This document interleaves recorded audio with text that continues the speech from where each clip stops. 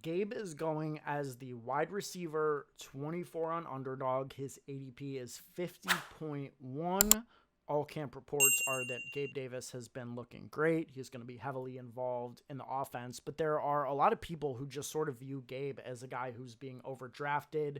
They look at his season-long stats as a guy who has never had more than 35 catches in a regular season. He's put up between 550 and 599 yards in both seasons. And, he's going around guys like Metcalf and Robinson and Terry and Rashad Bateman, who's another popular breakout. And I just don't know. It's like, I feel like people are forgetting that the last time we saw Gabe Davis, he dropped 200 yards and 4 touchdowns in the biggest game of the Bills franchise over the last 20 years. And it's like, that means nothing to anybody because it isn't incorporated into his season-long stats, but it still counts all the same. It showed where the Bills were willing to go with their season on the line, with their first Super Bowl appearance on the line. It's like, I don't know, man. I'm still high as hell on Gabe Davis. I think that he's a perfectly fine buy at wide receiver 24. What are your thoughts on Gabriel Davis for this season? Yeah, I think just in terms of the situation he's in, he's obviously in a great situation, and they lost Cole Beasley and Emmanuel Sanders, 2 players he was playing behind for a majority of the year. And obviously I was out on Gabe Davis last year, and it really did work out last year. This year, I think he's a fine fantasy player, right? He's in the top 3 offense in the NFL, attached to one of the best quarterbacks.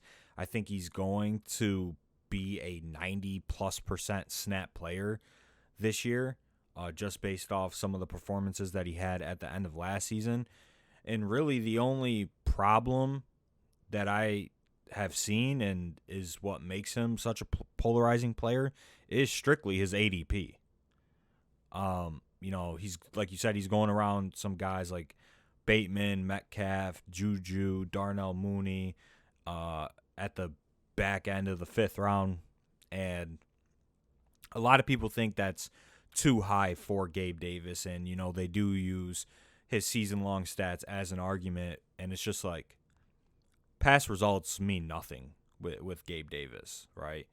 I'm not really too concerned about what he did 2 years ago as a rookie, or what he did last year, when he was losing snaps to Emmanuel Sanders and Cole Beasley. I think he just had to show and work his way onto the field as a 4th-round pick. And obviously his athletic profile isn't the best, but he has shown deep play upside. He has shown the ability to beat corners.